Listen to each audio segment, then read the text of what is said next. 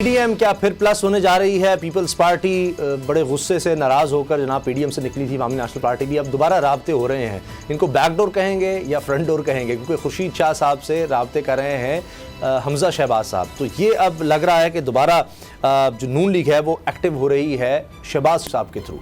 और 11 नवंबर को इजलास तलब कर लिया गया है नवाज शरीफ साहब की दरखास्त पर। अब ये पीडीएम का गुलाम रज़ा साहब, एक तरफ ये इजलास तलब किया जा रहा है, शहबाज शरीफ साहब कह रहे हैं जी अभी तहरीक एतमाद हम इमरान खान के खिलाफ लाना ही नहीं चाहते। तो फिर ये सब हो क्या रहा है? पीपल्स पार्टी को लाने के लिए हो रहा है? ये कितने अरसे का ये सारा प्रोसीजर है? ये इलेक्शंस तक चलेगा? देखिए, मौलाना फजल रहमान जो हैं वो सख्त खिलाफ हैं इस बात के कि किसी भी असम्बली में ऐसी कोई भी तहरीक पेश की जाए और कोई ऐसा हुकूमत की तब्दीली का जो मामला है वो सामने लाया जाए। वो तो सिर्फ़ और सिर्फ इस बात के ऊपर मौजूद हैं कि नए इंतखाबात के लिए बात की जाए। पीडीएम के हवाले से पाकिस्तान पीपल्स पार्टी तो पीडीएम का हिस्सा नहीं है, लेकिन आपको मैं अंदर की खबर बताता चलूं कि पाकिस्तान पीपल्स पार्टी इस वक्त इस्टेब्लिशमेंट के साथ मुकम्मल तौर पे राब्तों में है। अच्छा। और शहबाज शरीफ साहब के साथ भी राब्तों में है थ्रू सम लीडर्स। और अच्छा। ये किया जा रहा है कि सेकंड ऑप्शन के तौर पे अगर पीडीएम जो है वो टूट फूट का शिकार हो तो फिर फौरी तौर पे सूबा पंजाब में सबसे पहले जो तहरीक है वो लेके आएँ और उसके बाद फिर मरकज़ में तहरीक जो है वो लेके आएँ। तो अच्छा। ये इस सूरत हाल में पाकिस्तान पीपल्स पार्टी और पाकिस्तान मुस्लिम लीग नवाज़ जो हैं उसमें मुस्लिम लीग नवाज़ में खुसूसी तौर पे मैं जिक्र करूँगा मियाँ शहबाज शरीफ साहब का कि वो ये चाहते हैं और ये सेकंड ऑप्शन के तौर पे इसको लिया जा रहा है। जो पीडीएम का इजलास बुलाया जा रहा है इसमें भी इस बात के ऊपर गौर किया जाएगा और वहाँ पे पाकिस्तान पीपल्स पार्टी तो मौजूद नहीं होगी, लेकिन जो मौलाना फजल रहमान हैं उनको किसी तरह से कायल करने की कोशिश की जाएगी कि वो अदम एतमाद की तहरीक के मामले में नरमी पैदा करें अपने अंदर। अच्छा। और ये जी अगर मियाँ नवाज शरीफ और मौलाना फजल रहमान इस बात के ऊपर मान जाते हैं तो फिर यही पॉलिटिक्स आगे चलेगी। अदरवाइज एट दिस टाइम ये मियाँ नवाज शरीफ और मौलाना फजल रहमान साहब जो हैं वो दोनों इस बात के ऊपर पूरी तरह से एक किस्म की उनकी ऐसा है जैसे फिक्स हुए हैं कि हमने नए इंतखाबात की तरफ जाना है।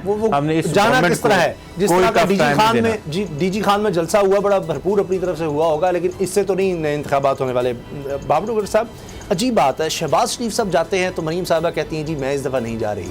ये चक्कर क्या है? फैसलाबाद मरीम साहबा होंगी तो शहबाज शरीफ नहीं होंगे। वहाँ जो नारे लगेंगे शहबाज शरीफ साहब कहेंगे कि जी ये तो हमारे लोग ही नहीं है जो नारे लगाए।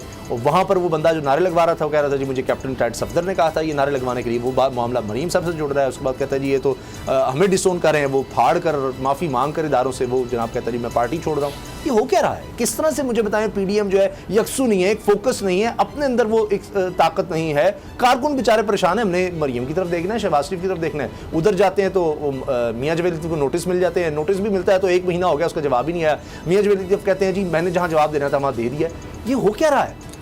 तो साहब वाज़ेह तौर पर नून लीग तक़सीम है, बयानिया तक़सीम है, फैमिली में विरासत की लड़ाई है। हमजा शहबाज जो हैं और शहबाज शरीफ जो हैं उनको पता है कि अगर वो पीछे रह गए, पीछे हट गए तो पार्टी उनके हाथ से चली जाएगी। पार्टी मरीम के पास चली जाएगी और मरीम के बच्चों के पास चली जाएगी और इनकी जो सारी एफर्ट है वो वहीं की वहीं रह जाएगी। तो इसके साथ ये नए इंतखाबात करवा लेंगे, यानी हुकूमत गिरेगी तो नए इंतखाबात होंगे ना। वैसे इमरान खान इस तरह से हुकूमत नहीं गिरनी, जिस तरह से ये गिराना चाह रहे हैं इस तरह से हुकूमत नहीं गिरनी। नून लीग कहाँ से बंदे लेके आएगी?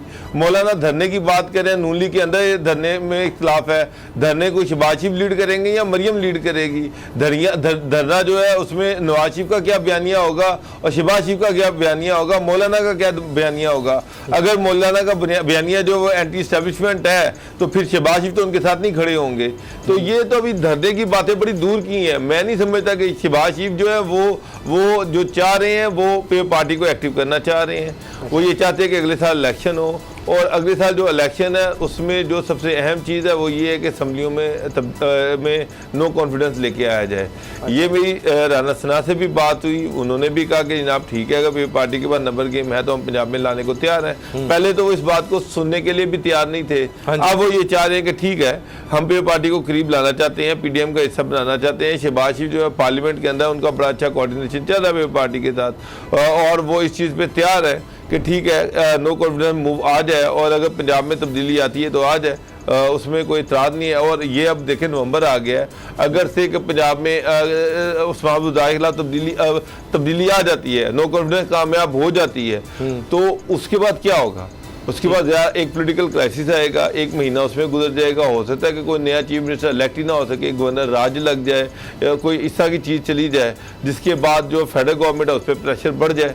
तो उसामा साहब अगले साल जो इलेक्शन की बात कर रहे हैं, जब तक पंजाब में तब्दीली नहीं आएगी अगले साल इलेक्शन वाला सीन वैसे मुझे नजर नहीं आ रहा। अल्टीमेटली आपको एक बड़ी गवर्नमेंट गिरानी पड़ेगी, जिसे बलोचिस्तान में तो गिर गई, तब्दीली आ गई, लेकिन पंजाब में मैं आपको एक चीज़ बता दूं कि पंजाब में अगर उस्मान बुज़दार की गवर्नमेंट गिरती है तो किसी नए सीएम पे ये कंसेंसस नहीं कर सकते, नहीं डेवलप होना, और जब नहीं डेवलप होना तो चीजें अल्टीमेटली या गवर्नर रूल की तरफ जाएंगी या क्या की तरफ जाएंगी। उसके बाद आ रहा था कि कौन जो है वो कैंडिडेट होगा, तभी सारी तब्दीली लाई गई। अगर पहले ना चीजें तय होती, देखे ना बिला मुकाबला हो गए, ये बात आपकी दुरुस्त है।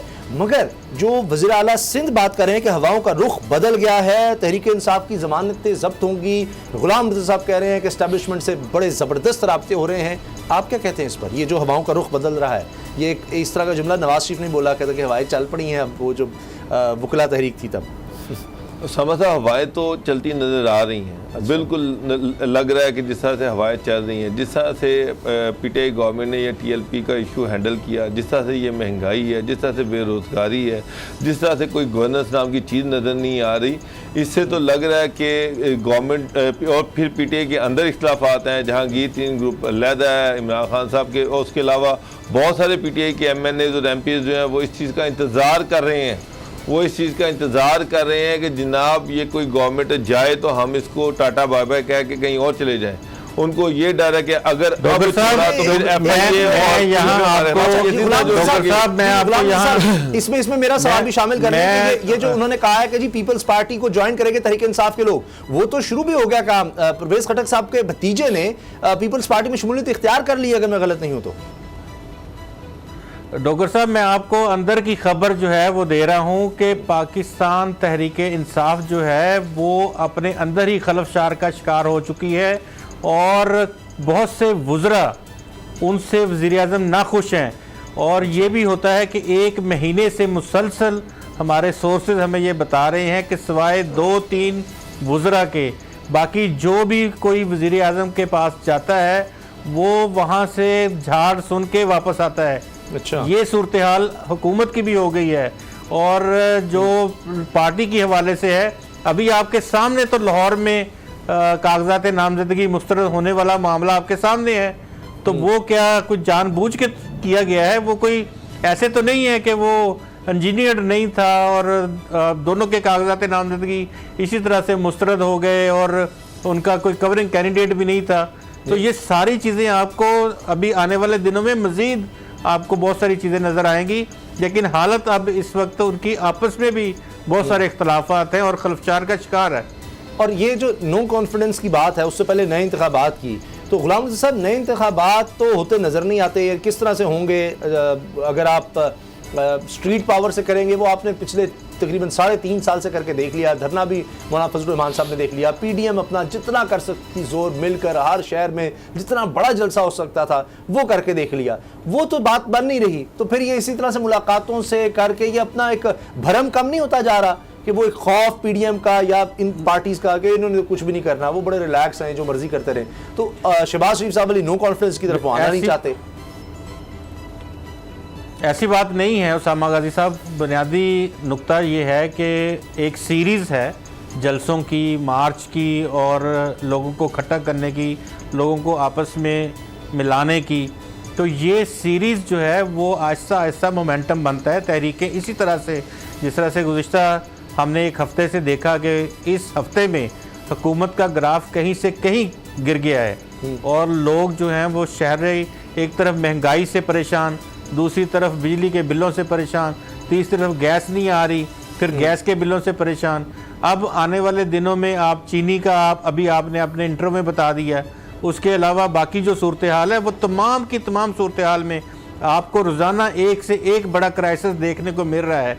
तो इस तरह की हालत में किसी वक्त भी ये मोमेंटम बन सकता है आहिस्ता आहिस्ता, और ये मोमेंटम बहा के ले जाएगा गवर्नमेंट को। अगर ये मोमेंटम बनाने में पीडीएम कामयाब हो गई या अपोजिशन की जमातें कामयाब हो गई तो आप ये देखेंगे कि ये खुद भी इस हद तक फ्रस्ट्रेशन का शिकार हो चुके हैं गवर्नमेंट के लोग कि वो खुद भी चाहते हैं कि किसी तरह से कोई कुर्बानी हो जाए या वो किसी तरह से इस मामले से बाहर होंगे ताकि इससे जान छूटे और वो कोई बात करने के लायक रह सकें। और अगर ये टाइम इनको मज़ीद मिला तो फिर आप ये देख लीजिएगा कि इससे भी ज़्यादा वर्स्ट हालात होंगे और लोग तो वो जो अब आपने बात की।